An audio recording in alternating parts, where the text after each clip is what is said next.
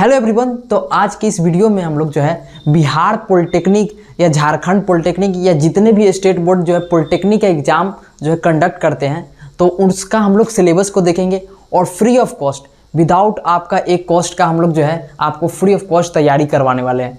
तो पॉलिटेक्निक में दो टाइप का एग्ज़ाम होता है, दो टाइप का आपको कोर्स होगा, एक पीई और एक पीपीई। एक होता है पार्ट टाइम पॉलिटेक्निक इंजीनियरिंग और एक आपका होता है पार्ट टाइम पॉलिटेक्निक इंजीनियरिंग। तो दोनों का सिलेबस यही है। तो देखिए सिलेबस क्या है। तो सबसे पहले फिजिक्स में जो है आपका सिलेबस लिया गया है क्लास 11th और क्लास 12 दोनों का पोर्शन लिया गया है और हम उम्मीद करते हैं कि आप 10th पास करके आए होंगे तो 9 और 10th का आपको पूरा प्रॉपर रिवीजन होगा। और नहीं भी है तो अभी खाली टाइम को वेस्ट मत कीजिए, 9 10th का आप रिवीजन कर लीजिए, क्या है कि बेसिक कॉन्सेप्ट आपको क्लियर होना चाहिए।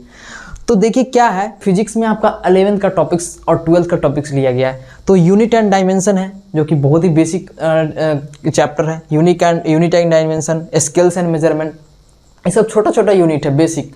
उसके बाद आता है स्केलर और वेक्टर। उसके बाद आपका आ गया linear motion, circular motion, projectile motion. उसके बाद आ गया लॉज ऑफ मोशन, फ्रिक्शन। उसके बाद ग्रेविटेशन और एक और यहाँ पे नहीं लिखा गया है लेकिन वर्क, पावर एंड एनर्जी ये भी आता है। उसके बाद आपका हो गया रोटेशन मोशन। तो रोटेशन मोशन आपको एकदम पढ़ना है अच्छा से। मोमेंट ऑफ इनर्शिया भी आता है। तो rotation motion, moment of inertia, फिर ऑस्किलेशन एंड वेव।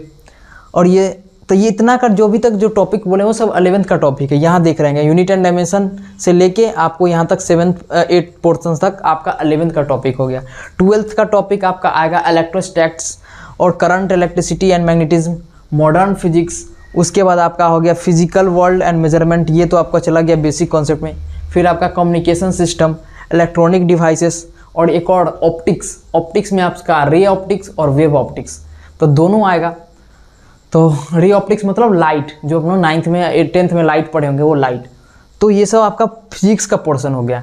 तो यहाँ से ये ज़्यादा घबराने वाला बात नहीं है कि 11th 12th आ जाएगा। जो बच्चा 10th पास करके आएगा वो घबरा जाएगा कि देखिएगा 11th और 12th का सिलेबस है। तो आपको बेसिक कॉन्सेप्ट ही क्लियर रखना है, ना कि उसको डिटेल में जाकर आपको स्टडी करना है। बस क्या कॉन्सेप्ट क्या है, फार्मूला क्या है, 4-5 उसके टाइप का न्यूमेरिकल बना लिए, आपको पोर्शन जो है पर्टिकुलर टॉपिक कंप्लीट हो गया। अब हम लोग मैथ के पोर्शन पे आते हैं। तो मैथ में भी वही लिया गया है, 11th और 12th दोनों का पोर्शन लिया गया है। मैथ में आपका हो गया अलजेब्रा में, अलजेब्रा तो होगा ही होगा, सीक्वेंस एंड सीरीज। तो अलजेब्रा में आपका क्वाड्रेटिक इक्वेशन आएगा ही आएगा। लीनियर इक्वेशन वाला, लीनियर इक्वेशन इन 2 वेरिएबल, वो आपको सॉल्व करना आएगा ही आएगा। उसके बाद आता है प्रिंसिपल ऑफ मैथमेटिकल इंडक्शन जो 11th का टॉपिक है, परम्यूटेशन एंड कॉम्बिनेशन। उसके बाद आपका ट्रिग्नोमेट्री का जितना भी trigonometric ratios, trigonometric identities, trigonometric particular angle के लिए निकालना, ये सब आपको आएगा ही आएगा। उसके बाद आपका बाइनोमियल थ्योरम, कॉम्प्लेक्स नंबर, और उसके बाद आपका प्रॉपर्टीज ऑफ ट्रायंगल, लोगेरिथम और solution of triangle, coordinate geometry, determinant and matrix. और ये सब पोर्शन आपको जो है मैथ का आएगा। जो नहीं बचा है वो स्क्रीनशॉट यहाँ पर ले सकता है, सारा चीज़ लिखा हुआ है। अब हम लोग आ रहे हैं केमिस्ट्री वाले पोर्शन पे।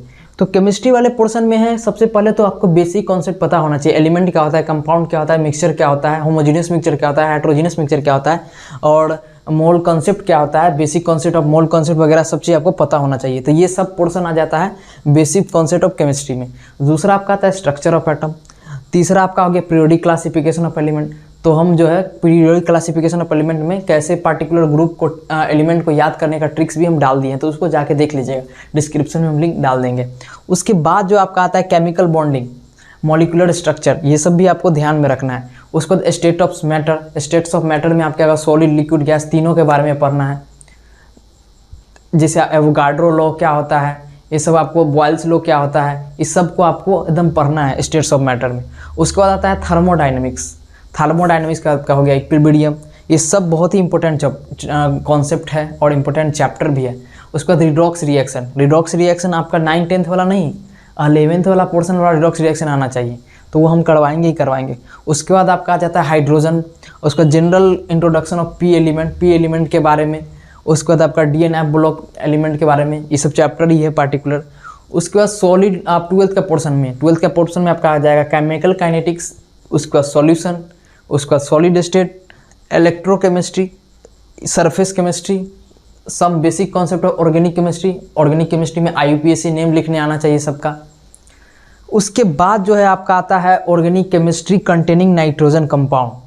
उसके बाद अल्कोहल, फिनोल और ईथर्स, इस तीनों आपको ये सब जो चैप्टर बता रहा है बहुत ही इंपॉर्टेंट है। उसके बाद आपका आता है biomolecules, polymers, chemistry in everyday life. तो ये सब टॉपिक्स जो है सारा यहाँ पे लिखा हुआ है, आप स्क्रीनशॉट लेके कॉपी में नोट डाउन कर लीजिए।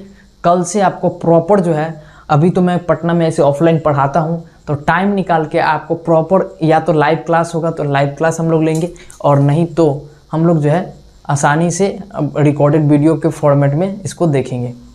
तो ऐसे ही अगर आपको कोई डाउट है तो आप कमेंट में लिखिए, और वीडियो देखने के लिए थैंक यू।